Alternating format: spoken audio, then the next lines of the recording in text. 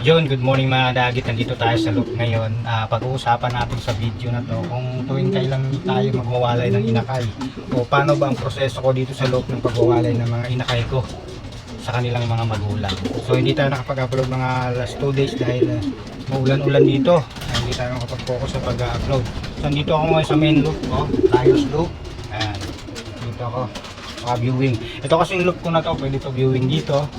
Ayan. Pwede rin viewing dito kasi kabilaan may trapdoors yun. So meron din ako viewing doon sa bandang itaas. So may paitlogan dyan kung gusto nila mga itlog sa mga flyers loop ko. So ganito ako kapag nagwawalay ng inakay. Itong ganito kakinis, yung wala ng ganitong balahibo. Ayan, may mga balahibo pa sa kanilang katawan. Ayan, ito pwede na to. Ito ganyan, hindi pa. Yan, kita yung buhok mais. Hindi ka pa yan winawalay mga ganyan kasi kailangan pa nila ng nutrients ng magulang. Lalong-lalo na kapag hindi pa nangingitlog. Pero once na nagpisat na, tapos ganyan pa rin sila, ay winawalay ko na para hindi na maagaw yung panibagong nutrisyon na binuo ng magulang, ay doon na maibigay sa bago nilang inakay. Kasi pag ganito, tapos ganito kalaki, ubos, kawawa naman yung magulang nila at ang kapatid na kailangan din ng nutrisyon. So pag ganyan, kailangan natin i-hand feed para mawalay na sa magulang. Pero mga to, tumutuka na.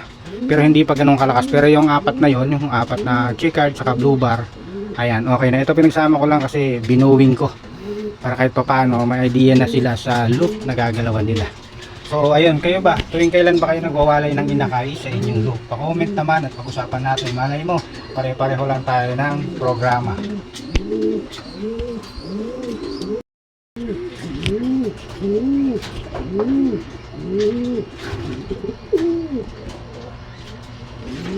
Yun, good morning mga dagit. Nandito tayo sa loop ngayon.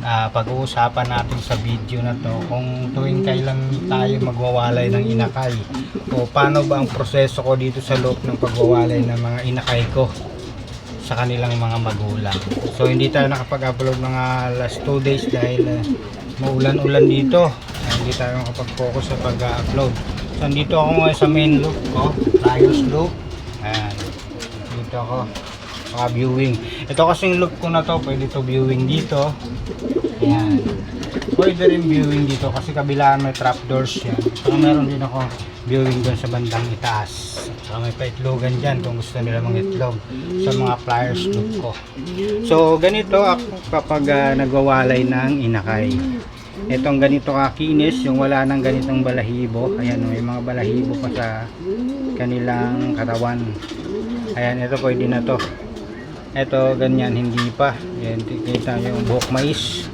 Hindi ko pa yan winawalay mga ganyan kasi kailangan pa nila ng nutrients ng magulang.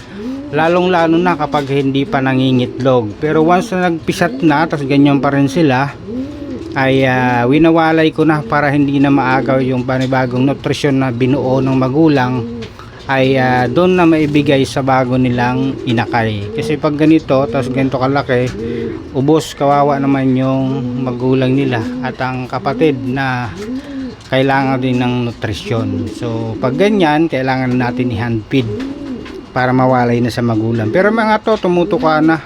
Pero hindi pa ganun kalakas. Pero yung apat na yon, yung apat na chicard saka blue bar, ayan, okay na. Ito pinagsama ko lang kasi binuwing ko para kahit paano may idea na sila sa loop na gagalawan nila. So ayun, kayo ba? Tuwing kailan ba kayo nagwawalay ng inakay sa inyong loop? Pa-comment naman at pag-usapan natin. Malay mo, pare-pareho lang tayo ng programa.